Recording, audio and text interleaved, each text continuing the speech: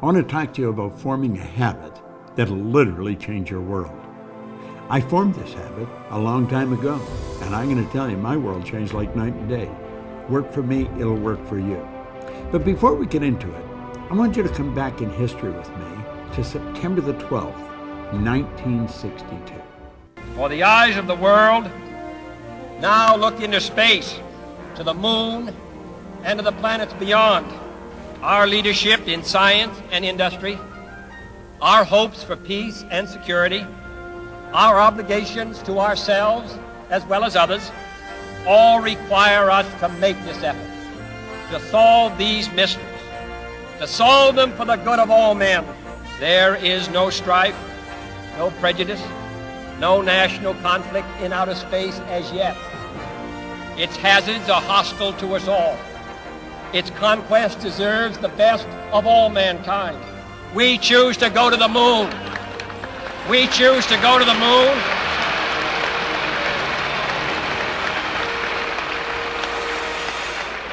We choose to go to the moon in this decade and do the other things, not because they are easy, but because they are hard. Because that challenge is one that we're willing to accept, one we are unwilling to postpone, and one we intend to win. Do you know what John Kennedy did there? Made a decision. That was a decision. It was a big decision, and it changed everything forever. Well, do you know, decision is something most people never really learn, and for good reason. Stay with me, because I'm going to show you something here that you possibly have never looked at before. This book changed everything for me. In this book, it's Napoleon Hill's Think and Grow Rich. There's 15 chapters. There's one chapter, the entire chapter, is dedicated to decision. Now you may say, well, I make decisions. Do you really? You may make little ones, but you make the real important ones. Do you go after what you want in life? Do you get everything you want in life? See, the truth is, only about 3% of the people are really living the way they want to live. Driving the car they want to drive, taking the trips they want to take, living in the houses they want to live in. Most people do not, and they'll tell you why they can't, and they'll give you a string of reasons a mile long. All seem very practical, very reasonable, and the leader of them all is they can't afford it. Well, the truth is, we live in the richest country in the history of the world. Money is the easiest thing in the world to earn once you learn how. Well, if you turn making a decision into a habit, you're going to learn how to do a whole lot of things you may think you can't do. See, what we're doing is we're exploring a side of our personality that we really don't understand. Now, I photographed a page out of here. Napoleon Hill said, those who reach decisions promptly and definitely know what they want, and they generally get it. The leaders in every walk of life decide quickly and firmly. That's the major reason why they're leaders. He said the world is a habit of making room for the man or woman whose words and actions show they know where they're going. And he went on to explain why we have difficulty here, for very good reason.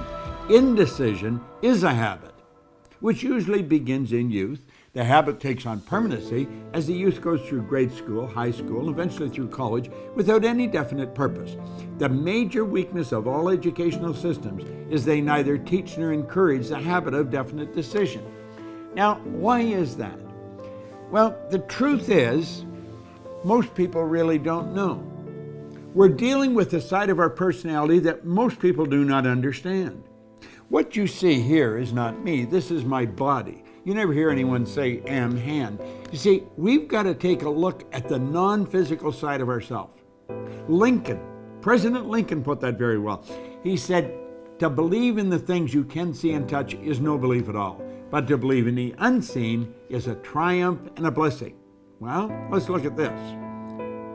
Making a decision, we're going into the unseen part of ourselves, using faculties most people don't even know they've got. You see, Einstein said the intuitive mind is a sacred gift.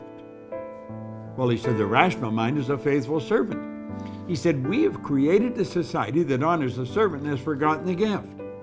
What is a servant? Well, there it is there. It's our sensory factors. We can see, hear, smell, taste, touch. What are they for?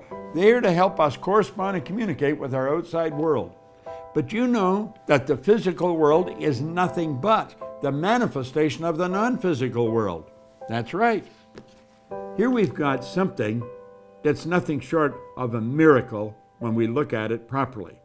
This is a little cell phone. It has more power than the computer had that took the first rocket to the moon. Think of that. And I'm carrying it around in my pocket. I can touch a button and bang, like that, send a picture to you, and you'll get it simultaneous with me sending it. How does all that happen? Well, it happens because we're dealing with the non-physical side of ourselves. We're dealing with just pure power. How do we get at that? Well, we've been gifted. We've been gifted with something no other form of animal life has. We have these higher faculties. You've got perception, memory, imagination, will, reason, intuition. I want you to shift your perception for a moment of yourself. You know, our good friend, the late Wayne Dyer, he put it very well. He said, when you change the way you look at something, what you look at will change. Change your perception. Do you know the reason most people don't make decisions? Because they can't see how they're going to get there. So what do? They keep doing things that they can see how they're going to get there. And that's why their life never really changes. Stick with me here for a moment. Think of you. You are a massive energy and you function on frequencies. That's what you are. Take a look at yourself. Here's a shot taken by Kirlian photography. Semyon Kirlian was a Russian who perfected a form of photography way back in the early 30s that'll photograph mass where you can photograph the energy leaving the body. There's a glow of energy around you. This physical thing we live in is a massive energy. Well, we're going to be talking about the non-physical side. You see, a frequency is a level of vibration. Do you know vibration is a natural law of the universe? Everything vibrates, nothing rests. We live in an ocean of motion.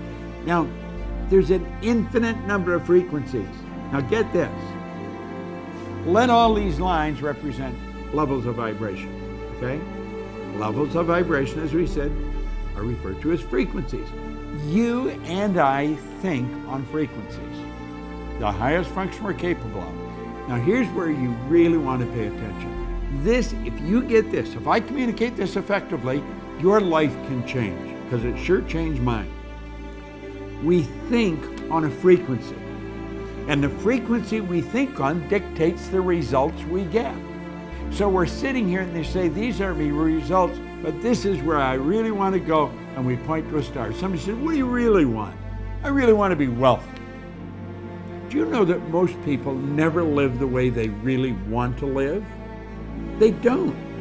They never earn the amount of money they can. They don't live in the house they really want to live in. They don't take the vacations they really want to take. Why? Because they don't know how. You see, when they set those targets, they look off into a space and they see nothing. Now look here for a moment. These lines represent levels of frequency, or you could say levels of awareness. But when we set the target way up there, it's all gone. We don't know how to get there. Think of that. Think of what Steve Jobs said. You cannot connect the dots looking forward. You can only connect them looking backwards. So you have to trust that the dots are going to connect as you go ahead. Now that's pretty big.